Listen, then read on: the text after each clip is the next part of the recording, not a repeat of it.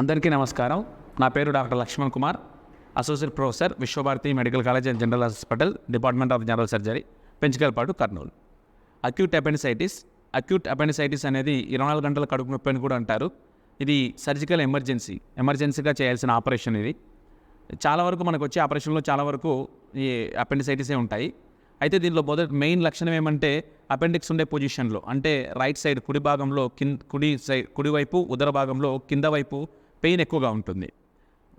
Vomitings, fever కూడా దీనికి attach అయి ఉండవచ్చు. క్లినికల్గా మనము ఇది ఈజీగా డయాగ్నోస్ చేయొచ్చు, ఎందుకంటే రైట్ ఇలియాక్ ఫోసా అంటారు, అక్కడ సివియర్ టెండర్నెస్ ఉంటుంది.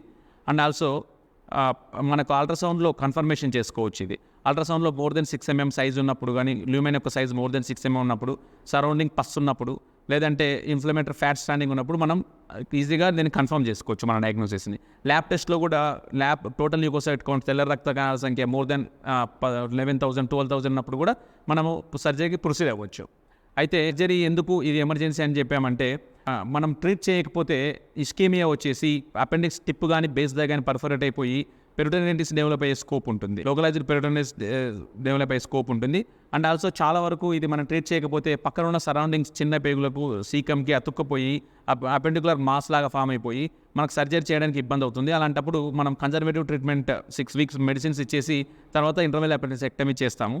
సో దీన్ని అవాయిడ్ చేయడం కోసం మనము పేషెంట్ వచ్చిన వెంటనే మనం ఇమీడియట్గా క్లినికల్గా డయాగ్నోస్ చేయడం, ల్యాబ్ టెస్ట్ రిపోర్ట్ కనుక్కోవడం అండ్ అల్ట్రాసౌండ్తో కన్ఫర్మ్ చేసుకొని మనము ఎమర్జెన్సీలో లాప్రోస్కోపిక్ అపెండిసెక్టమీ చేయొచ్చు.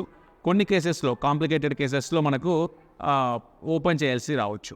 ఈ అవకాశం మనకు విశ్వభారతి హాస్పిటల్లో ఆరోగ్యశ్రీ కింద ఉంది. సో ఈ అవకాశాన్ని అవసరమైన వాళ్ళు ఉపయోగించుకోవచ్చని కోరుకుంటున్నాను. Thank you.